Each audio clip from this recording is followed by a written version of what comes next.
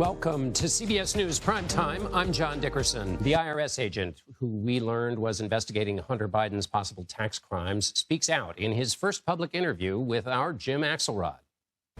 When I took control of this particular investigation, I immediately saw it, was way outside the norm of what I've experienced in the past.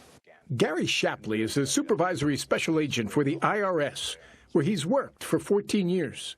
In January 2020, he was assigned to what he calls a high-profile investigation. Who's the subject of the investigation? I can't confirm or deny the subject of this investigation. Why not?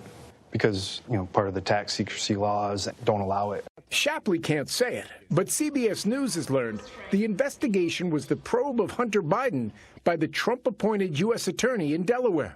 Senior Biden administration officials have vowed to let it run its course without interference.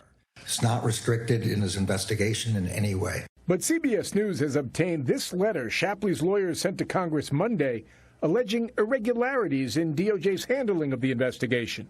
Shapley is seeking legal protections from Congress so he can share specifics of his allegations.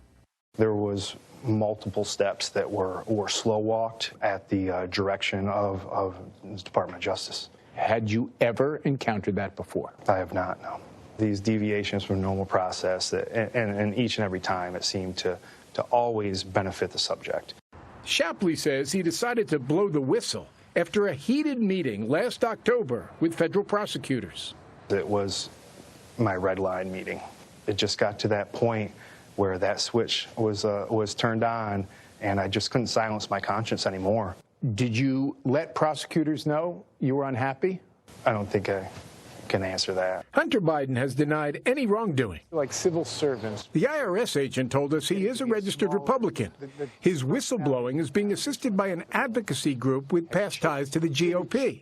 But Shapley says this is not about politics. Why do you want to navigate these waters? I don't want to do any of this. I took an oath of office, and when I saw the egregiousness of some of these things, it no longer became a choice for me. It's not something that I want to do. It's something that I feel like I have to do. The IRS told us that it can't comment on specific cases, but is committed to supporting whistleblowers in general. Both the DOJ and the U.S. Attorney's Office in Delaware declined to comment.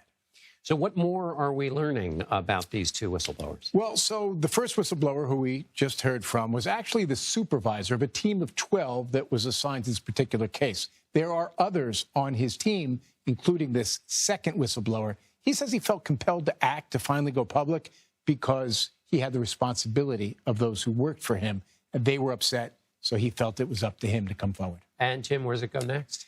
Well, they're up to Capitol Hill. What this gentleman we just heard from hopes to gain is some protections from Congress. He will testify. What he wants are guarantees that he can talk about, in specifics, about what he says was preferential treatment.